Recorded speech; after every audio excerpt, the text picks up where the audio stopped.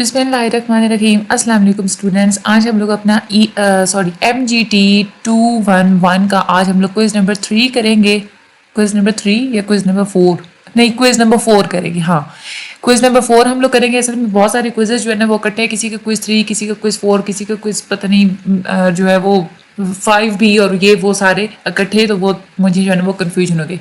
अच्छा, आज का जो हमारे ये MCQs है इसमें आसान थे ये वाले क्विजेज। आप लोगों के जो लेक्चर नंबर 28 to 30 जो है वो आए हैं, ठीक है। थोड़े आगे पीछे से भी हैं, लेकिन मोस्टली जो है ना वो उन्हीं लेक्चर्स में से हैं, क्योंकि ये इंस्ट्रक्टर्स ऐसे होते हैं कि ये थोड़े आगे पीछे से भी जो है ना वो कर देते हैं, ठीक है। अच्छा, हम लोग चलते हैं अपनी वीडियो की तरफ। वीडियो को एंड तक लाजमी आप देखिएगा, स्किप नहीं करना। चैनल को सब्सक्राइब करना बिल्कुल भी मत भूलिएगा, ताकि जैसे ही कोई नई वीडियो आए तो आपको आसानी से वो मिल जाए, ठीक है। और इस सब्जेक्ट के शॉर्ट लेक्चर्स या अपने हर सब्जेक्ट के शॉर्ट लेक्चर्स के लिए आप हमारे चैनल को विजिट करें। चैनल के होम पेज पे जाएं, वहाँ पे प्लेलिस्ट का ऑप्शन है। आप लोग वहाँ पे जाके प्लेलिस्ट में से अपनी मर्जी के जो भी आप लोगों को लेक्चर्स चाहिए वो आप लोग ले सकते हैं, ठीक है। और मेरे लिए आप लोगों ने दुआ लाजमी करनी है। हम लोग चलते हैं अपनी आज की वीडियो की तरफ।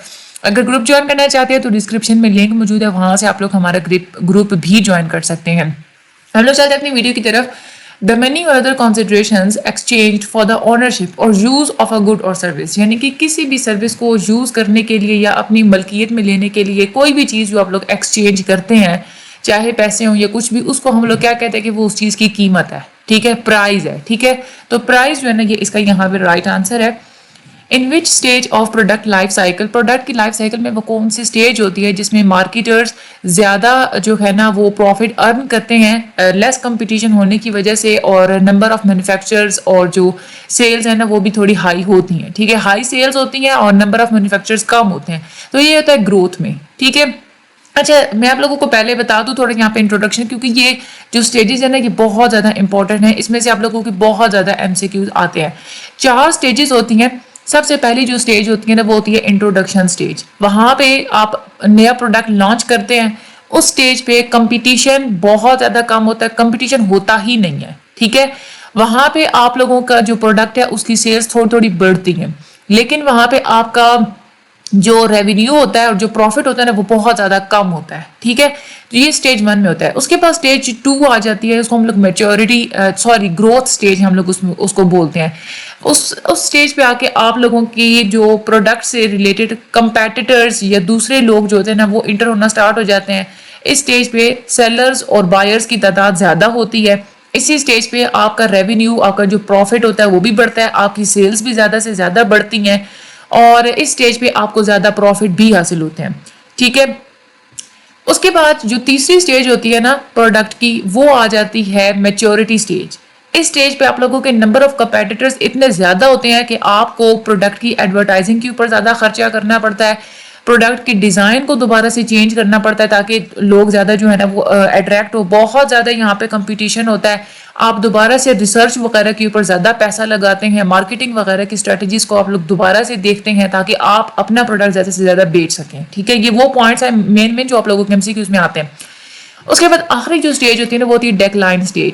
ये वो स्टेज होती है जहाँ पे सिर्फ कुछ लोग आप लोगों की प्रोडक्ट को खरीदने वाले बच जाते हैं, जो कि आप लोगों के प्रोडक्ट के साथ लॉयल होते हैं, ठीक है।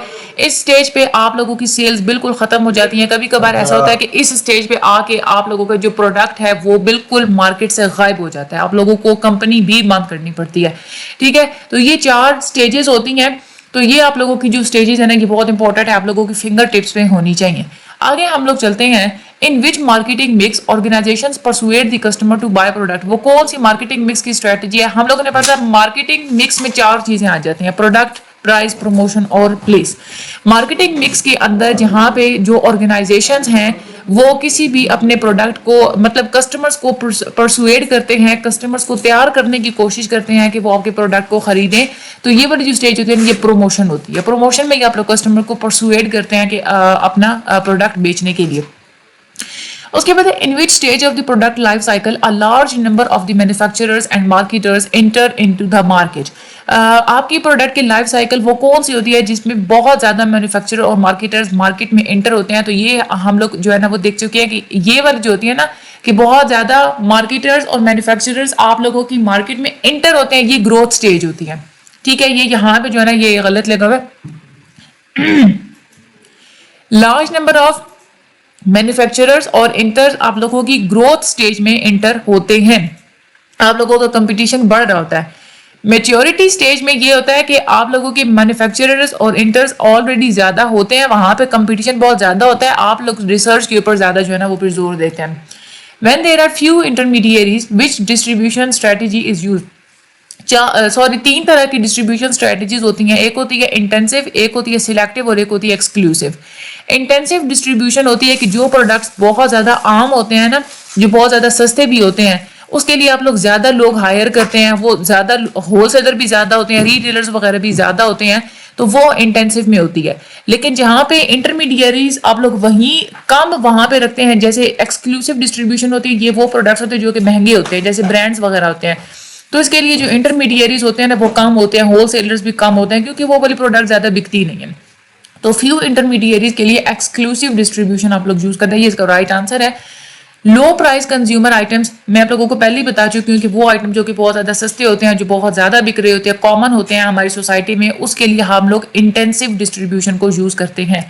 During the introduction stage sales gradually increase. Introduction stage में आप लोगों की सेल्स आहिस्ता आहिस्ता इंक्रीज होती हैं, लेकिन आप लोगों का प्रॉफिट जो है ना वो बहुत कम होता है, तो profit is minimal is the right answer. उसके बाद expectations that specify the role of price in a firm's marketing and strategic plans. यानी कि आप लोग पहले एक एक्सपेक्टेशंस बनाते हैं, उसके मुताबिक आप लोग जो है ना स्पेसिफाई करते हैं कि हमारी फर्म्स की मार्केटिंग और स्ट्रेटजी प्लान्स के अंदर प्राइस का कितना किरदार होगा, हम लोगों ने प्राइस कितनी रखनी है ताकि सारी जो अखराजात वगैरह वो कंपनसेट हो सके। तो इस सारी चीज़ों को हम लोग प्राइसिंग ऑब्जेक्टिव्स बोलते हैं। ये आप लोगों का राइट आंसर है, that is the pricing objectives. ठीक है, उसके बाद a technique that analyses the relationship between total revenue and total cost to determine profitability is called. यानी कि ये प्रॉफिटेबिलिटी को, क्या आप लोगों को कितना प्रॉफिट मिलेगा, उसके लिए आप लोग टोटल रेवेन्यू और टोटल कॉस्ट को आप लोग कैलकुलेट करके आप लोग उसका रिलेशनशिप देखते हैं। तो वो जो रिलेशनशिप आप लोग देखते हैं ना, उसके लिए टेक्निक आप लोग यूज करते हैं break even analysis. Break even analysis में आप लोगों का जो होता है वो आप लोग ये देखते हैं कि कितना आप लोगों को प्रॉफिट हो सकता है रेवेन्यू और कॉस्ट को देख के। उसके बाद when there are large number of intermediaries, जब बहुत ज्यादा जहाँ पे इंटरमीडिएरीज होती हैं वहां पे डिस्ट्रीब्यूशन स्टेज जो स्ट्रेटजी कौन सी होती है, इंटेंसिव डिस्ट्रीब्यूशन होती है, क्योंकि वो प्रोडक्ट सस्ती होती हैं और हमारी मार्केट में कॉमन होती हैं, that is the intensive distribution. When there are large number of intermediaries involved, it is exclusive distribution. ये फॉल्स है, जहाँ पे इंटरमीडिएरी ज्यादा होते हैं वो वाली कौन सी होती है, वो इंटेंसिव डिस्ट्रीब्यूशन होती है, एक्सक्लूसिव नहीं होती। Which of the following stage is considered as the last stage of any product and at this stage the product will disappear from the market. ये होती है डिक्लाइन स्टेज, जो कि आखिरी स्टेज होती है आप लोगों के प्रोडक्ट की, और इस स्टेज पे आप लोगों का जो प्रोडक्ट होता है वो मार्केट से डिसअपीयर हो जाता है, गायब हो जाता है, वैनिश हो जाता है, खत्म हो जाता है। Organisations which offer discounted prices are called, वो ऑर्गेनाइजेशंस जो कि डिस्काउंट पे प्राइसेस देती हैं, जो कि डिस्काउंट देती हैं, उनको हम लोग डिस्काउंट हाउसेस बोलते हैं। उसके बाद in which stage of the product life cycle, हमारे प्रोडक्ट की लाइफ साइकिल में वो कौन सी स्टेज होती है जिसपे मैन्युफैक्चरर्स कम होते हैं मार्केट के अंदर और सेल्स भी बहुत कम होती है, that is the introduction stage. ठीक है, फ्यू मैन्युफैक्चरर्स एंड सेल्स भी जो है ना वो कम होती है, that is the introduction stage. At which stage the product life cycle would a company consider the design of the product versions for different segments as part of its product strategy? वो जो stage होती है जिसमें दोबारा से जो companies होती हैं अपने मुख्तलिफ मतलब सेगमेंट्स होते हैं ना, लोगों को सेगमेंट्स बनाते हैं, उसके मुताबिक अपने प्रोडक्ट को जो है ना वो डिजाइन वगैरह करते हैं, that is a maturity stage होती है। ठीक है, दोबारा से ताकि प्रोडक्ट की स्ट्रेटजी वो इस तरह से बनाते हैं कि ज्यादा लोग उनके प्रोडक्ट को जो है ना वो पसंद करें, क्योंकि कंपटीशन हाई होता है बहुत ज्यादा, तो ये मैच्योरिटी स्टेज में होता है। उसके बाद the product life cycle describe the stages a new product goes through in. New product हमें पता है कि वो कौन सी स्टेज होती है, वो इंट्रोडक्शन स्टेज होती है जिसमें आप लोग न्यू प्रोडक्ट को अपना जो है ना वो आप लोग लॉन्च करवाते हैं। When the price is lower than the market expectations at the initial stage is called, यानी कि आपने एक प्रोडक्ट बनाया, आप अपने प्रोडक्ट की शुरू में जो प्राइस है उसको मार्केट एक्सपेक्टेशन से कम रखते हैं, तो वो होती है पेनिट्रेशन प्राइसिंग। ये बहुत ज्यादा यहाँ पे इंपॉर्टेंट है। दो तरह की प्राइसिंग होती है, दैट इज स्कीमिंग प्राइसिंग और दूसरी होती है पेनिट्रेशन प्राइसिंग। स्कीमिंग प्राइसिंग वो प्राइसिंग होती है जिसमें आप लोग अपना शुरू में ही अपनी प्राइस बहुत ज्यादा हाई रखते हैं as compare to the market expectations. उसमें क्या होता है कि अगर आप लोगों की दो चीजें भी बिके ना बजाय चार के, तो आप लोगों को फायदा फिर भी होता है, क्योंकि ऑलरेडी उन प्रोडक्ट की प्राइस हाई होती है। और इसका एक फायदा ये भी होता है कि अगर आप लोगों ने जो कैलकुलेशंस की होती है ना कॉस्ट वगैरह की, अगर उसमें कहीं पे गलती हो गई तो हालांकि प्रॉफिट क्योंकि वो प्राइस बहुत ज़्यादा हाई आप लोगों ने रखी हुई होती है तो आप लोगों की जो गलतियां वगैरह होती हैं ना वो सारी उसमें कवर हो जाती हैं। दूसरी होती है पेनिट्रेशन प्राइसिंग। पेनिट्रेशन प्राइसिंग में आप लोग मार्केट एक्सपेक्टेशन से अपनी जो प्राइस है वो आप लोग लो रखते हैं, और इसका ये फायदा होता है कि आप लोगों की सेल्स वॉल्यूम बहुत ज़्यादा होता है, यानी कि सेल ज़्यादा होती है, लोग ज़्यादा आप लोगों की प्रोडक्ट को खरीदते हैं। उसके बाद which of the following pricing strategies which strategy a company shall adopt to increase their sales volume। Sales volume बढ़ाने के लिए पेनिट्रेशन प्राइसिंग ही करनी चाहिए क्योंकि उस पर चीज़ सस्ती होती है। Salaries of the permanent employees, यानी कि एक परमानेंट एम्प्लॉय जो आप लोगों के पास काम कर रहे हैं उनकी जो सैलरीज होती है ना वो एक तरह से फिक्स्ड कॉस्ट के अंदर आती हैं, क्योंकि फिक्स्ड कॉस्ट वो कॉस्ट होती हैं कि अगर आप लोग अपनी कंपनी की प्रोडक्शन को बढ़ा देते हैं तो उसके बढ़ाने की वजह से जिस जिस चीज का खर्चा बढ़ जाता है ना उसको हम लोग क्या कहते हैं, वेरिएबल कॉस्ट कहते हैं। फॉर एग्जांपल अगर आप लोग पहले 10,000 की लकड़ी लेके फॉर एग्जांपल आप 20,000 की प्रोडक्शन करते थे, लेकिन अब आप लोग प्रोडक्शन जो है अगर आप लोगों ने बढ़ा दी है तो वो जो लकड़ी की जो एक जाहिर सी बात आप लोगों को ज्यादा चाहिए ना लकड़ी, तो उसकी कॉस्ट बढ़ जाएगी, तो वो वेरिएबल कॉस्ट होगी। लेकिन प्रोडक्शन को बढ़ाने से जो एम्प्लॉयज की जो सैलरीज होती है ना वो सेम ही रहती हैं, उनमें कोई फर्क नहीं होता। ये है कि एम्प्लॉयज आप लोग ज्यादा हायर कर लेते हैं लेकिन जो परमानेंट एम्प्लॉयज होते हैं उनकी सैलरीज फिक्स ही रहती हैं, तो ये फिक्स्ड कॉस्ट के अंदर आएगा। In which stage of the product life cycle के अंदर वो कौन सी स्टेज होती है जिसमें marketers earn more profit due to less competition. Marketers ज्यादा प्रॉफिट कमाते हैं क्योंकि कंपटीशन जो है वो कम होता है, और small number of manufacturers and high sales, manufacturers भी कम होते हैं, सेल्स बहुत ज्यादा होती हैं, तो ये होती है हमारी ग्रोथ स्टेज होती है। ठीक है, उसके बाद है लार्जर मार्केट शेयर में be captured through which of the following pricing strategy. ज्यादा मार्केट शेयर अगर आप लोगों को चाहिए तो फिर आप लोगों को पेनिट्रेशन प्राइसिंग ही करनी पड़ेगी। ठीक है, प्राइस आप लोगों की कम होगी तो मार्केट शेयर आप लोगों को उतना ही ज्यादा होगा। An organisation wants to send an important and urgent parcel to Iran, यानी कि एक ऑर्गेनाइजेशन है वो ईरान अपना एक पार्सल बहुत ही जल्दी भिजवाना चाहते हैं, तो जाहिर सी बात है इसमें mode of transportation by air ही ठीक रहेगा क्योंकि जल्दी उनको भिजवाना है तो बाय एयर ही सुटेबल है। In which stage of the product life cycle, वो प्रोडक्ट लाइफ साइकिल की कौन सी स्टेज होती है जिसमें highest level of sales but per unit profit decreases. Sales जो है ना वो तो ज्यादा होती हैं लेकिन जो प्रॉफिट होता है ना वो कम होता है, वो इंट्रोडक्शन स्टेज में ऐसा होता है। मुझे तो following represent that organisation is at the point of no profit and no loss.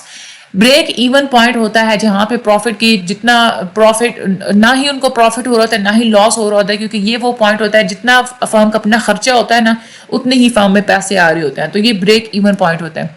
In which stage of the product life cycle few manufacturers are in the market and sales is low. ये introduction में होता है, थोड़े से manufacturers होते हैं और cell जो है ना वो कम होती है। उसके बाद combination of all channels which an organisation is using for distribution of the product in the market is called, यानी कि कोई भी ऑर्गेनाइजेशन मुख्तलिफ किस्म के चैनल्स यूज करती है प्रोडक्ट को डिस्ट्रीब्यूट करने के लिए, और तो उन सारे चैनल्स का जो कॉम्बिनेशन होता है ना उसको हम लोग कहते हैं डिस्ट्रीब्यूशन मिक्स। ठीक है, अ पर्सन और an organisation which carries more power in distribution decision making process. Distribution से रिलेटेड जितने भी डिसीजन करने होते हैं उसके बारे में जिस बंदे के हाथ में ज्यादा पावर होती है उसको हम लोग चैनल लीडरशिप बोलते हैं। ठीक है, चैनल लीडरशिप इसका राइट आंसर है। At which stage of the product life cycle would the company consider the design of the product? ये गेम वही बात है कि डिजाइन ऑफ द प्रोडक्ट आप लोग मेच्योरिटी स्टेट पे आप लोग कंसिडर करते हैं। In which part of the marketing mix, marketing mix का वो कौन सा पार्ट होता है जिसमें seller receives the value in exchange of goods and services. Price ही होती है, जाहिर सी बात है प्राइस के थ्रू ही सेलर के पास जो है ना वो चीज़ों की या सर्विसेज की जो है ना वो वैल्यू जो है ना वो रिसीव करता है, तो ये प्राइसिंग में होता है। शिपिंग इज वेरी इंपॉर्टेंट, यानी कि शिप्स के थ्रू जो है ना वो चीज़ें भिजवाना ये ज़्यादा इंपॉर्टेंट कब होता है जब आपने अपनी चीज़ एक्सपोर्ट करनी हो बाहर के ममालिक में, ज़्यादा क्वांटिटी में जब आप लोगों ने अपनी चीज़ भिजवानी हो तो वो बाय शिप जाती है। ठीक है, तो ये मोड ऑफ ट्रांसपोर्टेशन शिपिंग वाला एक्सपोर्टर्स के लिए बिल्कुल ठीक रहता है।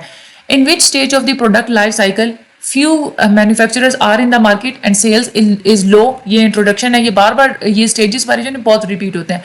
Currency is the important factor while setting dash pricing. International pricing जब भी आप लोगों ने करनी होती है, क्योंकि आप लोगों ने बाहर के ममालिक के लिए आप लोगों ने प्राइस सेट करनी होती है, तो वहां पे करेंसी बहुत ज्यादा मैटर करती है। आपने करेंसी को देख के ही आप लोगों ने प्राइस सेट करनी होती है, तो ये इंटरनेशनल प्राइसिंग में ऐसा होता है।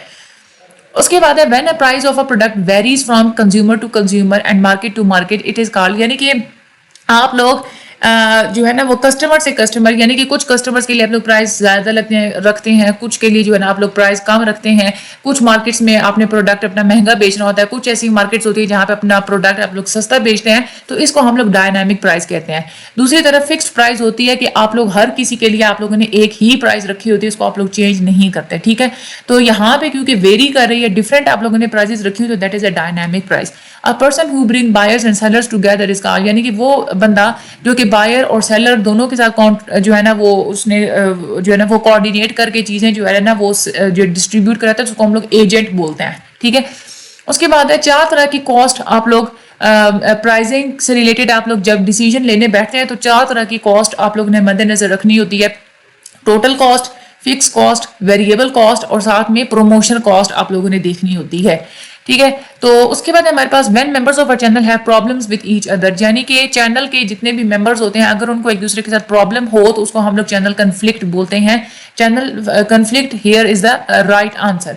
उसके बाद है the specific method a company uses to sell and deliver its product to customers, यानी कि हम लोग ने ये तो पढ़ा था कि डिस्ट्रीब्यूशन मिक्स क्या होता है कि सारे के सारे चैनल्स का ऐसा मजमूआ जो कि कंपनी यूज कर सकती है अपना प्रोडक्ट डिस्ट्रीब्यूट करने के लिए। लेकिन जब कंपनी अपना कोई प्रोडक्ट डिलीवर करने के लिए या कस्टमर्स तक सेल करने के लिए कोई एक स्पेसिफिक मेथड यूज करती है ना, तो उस एक मेथड को हम लोग डिस्ट्रीब्यूशन चैनल बोलते हैं, ठीक है। तो ये डिस्ट्रीब्यूशन चैनल यहाँ पे राइट आंसर है। When the price of the product is higher than the market expectations at the initial stage, शुरू में ही अगर आप लोग मार्केट एक्सपेक्टेशन से अपनी प्रोडक्ट की जो प्राइस है वो आप लोग हाई रख देते हैं तो उसको हम लोग स्कीमिंग प्राइसिंग बोलते हैं। When there are large number of intermediaries, it is exclusive distribution, ये false है, यहाँ पे intensive distribution होती है। Main objective of pricing is to maximize the profit, true है ये। प्राइसिंग आप लोग ज्यादातर मेन ऑब्जेक्टिव आपका यही होता है कि आप लोगों ने प्राइस ऐसे सेट करनी है कि हमें जो है ना वो ज्यादा से ज्यादा प्रॉफिट हो, तो प्रॉफिट को मैक्सिमाइज करने के लिए आप लोग ज्यादातर प्राइसिंग आप लोग जो है ना वो आप लोग देखते हैं, ठीक है। उसके बाद हमारा है in which of the following pricing strategies which strategy a company should adopt to increase their sales volume, sales volume को इंक्रीज करने के लिए पेनिट्रेटिंग प्राइसिंग ही कंपनीज यूज करती हैं। A shop adjacent to the manufacturing facilities of an organization where product of the organization are sold, यानी कि अगर कोई शॉप ऑर्गेनाइजेशन के करीब है जहां पे ऑर्गेनाइजेशन अपने प्रोडक्ट रखती है उसको बेचती है, उसको हम लोग फैक्ट्री आउटलेट कहते हैं, ठीक है। फैक्ट्री आउटलेट इसका बिल्कुल राइट आंसर है। In which stage of the product life a large number of manufacturers and marketers enter into the market, growth stage में ऐसा होता है कि बहुत ज्यादा मैन्युफैक्चरर्स और मार्केटर्स मार्केट में एंटर हो रहे होते हैं, तो ग्रोथ स्टेज में इसका बिल्कुल राइट आंसर है।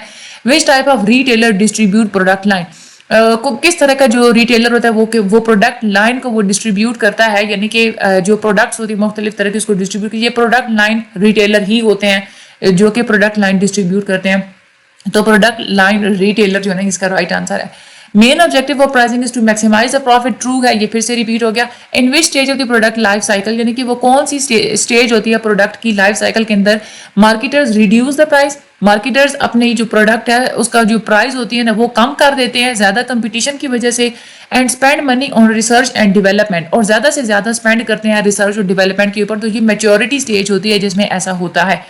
For low price consumer items, जो लो प्राइस यानी कि सस्ती चीजें होती हैं उसके लिए आप लोग कौन सी डिस्ट्रीब्यूशन यूज करते हैं, इंटेंसिव डिस्ट्रीब्यूशन आप लोग यूज करते हैं। From the following distribution methods which one is considered the best when a company deliver and sales product straight to the final customer, यानी कि अगर कंपनी ने डायरेक्ट अपने फाइनल कस्टमर को ही अपना प्रोडक्ट अगर बेचना हो या डिलीवर करना हो तो उसके लिए जो एक मेथड यूज किया जाता है वो होता है डायरेक्ट डिस्ट्रीब्यूशन, इसको हम लोग बोलते हैं, ठीक है। तो डायरेक्ट डिस्ट्रीब्यूशन ये करेक्ट आंसर है। At the growth stage of the product is known as a star, ये आप लोगों को बहुत इंपॉर्टेंट है। जो ग्रोथ स्टेज होती है ना वहां पे आपका जो प्रोडक्ट होता है ना वो स्टार होता है। उसके बाद मैच्योरिटी स्टेज जो होती है वहां पे आप लोगों का जो प्रोडक्ट होता है ना वो काउ होता है, ठीक है। और उसके बाद जो डिक्लाइन वाली जो स्टेज होती है ना आखिरी, उस पे आप लोगों का प्रोडक्ट डॉग होता है, ठीक है। तो कैश काउ मैच्योरिटी में होता है, ग्रोथ में कौन सा होता है स्टार, और डिक्लाइन में कौन सा होता है डॉग। ये आप लोगों ने याद रखना है, 3 तरह के आप लोगों की एमसीक्यू जिसमें से आते हैं।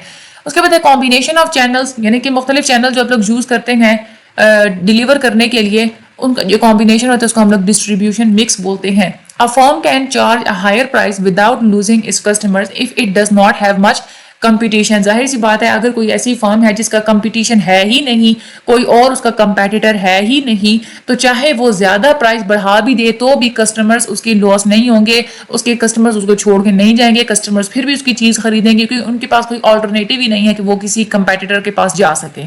तो कंपटीशन जहाँ पे ना हो वहीं पर ये हो सकता है।